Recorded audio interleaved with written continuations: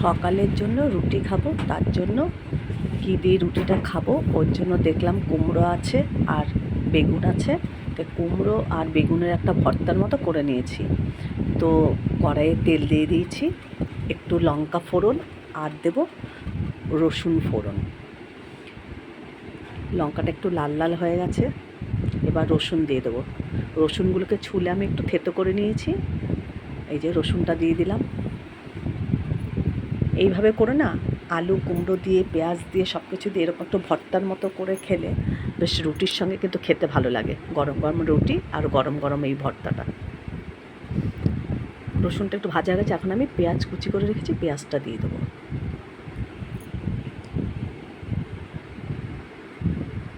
দেখো রসুনটা একটু লাল লাল হয়ে গেছে, এর মধ্যে আমি পেঁয়াজ দিয়ে দিলাম।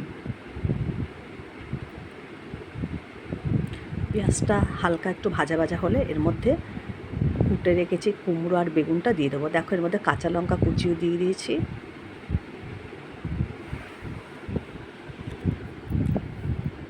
একটু ঝাল ঝাল হলে কিন্তু ভালো লাগে। আমি কুচি কুচি করে কাঁচা লঙ্কা কেটে দিয়ে দিয়েছি। যে আলু এর মধ্যে কুমড়ো আর বেগুনটা দিয়েছি, আর দুটো সিদ্ধ করা আলু আছে, সেই সিদ্ধ করা আলুটা একটু ভাজা ভাজা হয়ে গেলে পরে কুমড়ো আর বেগুনটা তারপরে ওটা দেবো।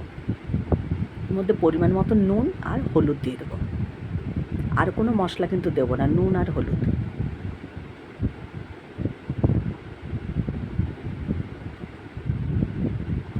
একটু ভালো করে ভাজা ভাজা হয়ে গেলে তারপরে ওই সিদ্ধ করা আলুটা ভেঙে এর মধ্যে দিয়ে দেবো।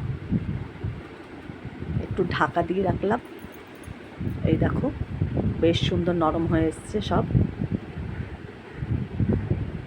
আমি একদম ঘেটে ঘুটে কুড়ো করবো না, একটু আস্তে আস্তে থাকবে সামান্য। আর এই যে আলুটা দিয়ে দিলাম, আলুটাকে ভেঙে দিয়ে দিয়েছি।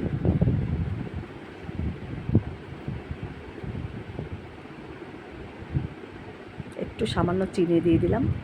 আর একটু হলেই কিন্তু আমার কুমড়ো বেগুন দিয়ে এই ভাজাটা হয়ে যাবে। আমি একদম ভর্তার মতো পুরো সব ভেঙে চুরে দেবো না, একটু আস্তে আস্তে থাকবে। এই যে এরকম অবস্থায় আমি এবার নামিয়ে ফেলবো। দেখো একদম কিন্তু হয়ে গেছে। আলু বেগুন আর পেঁয়াজ রসুন দিয়ে এভাবে করে খেয়ে দেখবে, রুটির সঙ্গে কিন্তু দারুণ লাগে। এমনকি এটা গরম ভাতে খেতেও ভালো লাগে। একদম রেডি রুটি খাওয়ার জন্য। সকালে রুটি দিয়ে তরকারি।